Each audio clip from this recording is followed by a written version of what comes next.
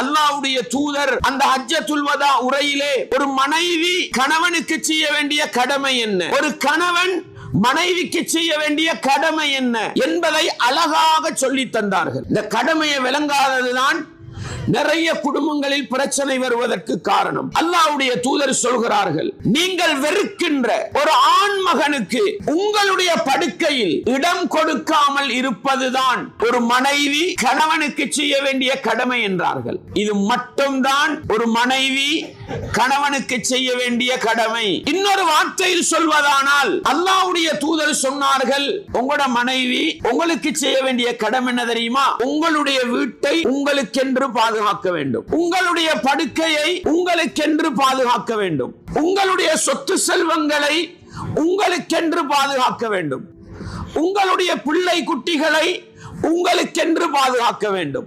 இவ்வளவுதான் அவர்களுக்குரிய கடமை. எதனால பிரச்சனை வருது தெரியுமா? திருமணம் முடித்து வீட்டுக்கு வந்தவுடனே மனைவிக்கு சில அழுத்தங்கள். என்ன அழுத்தம்?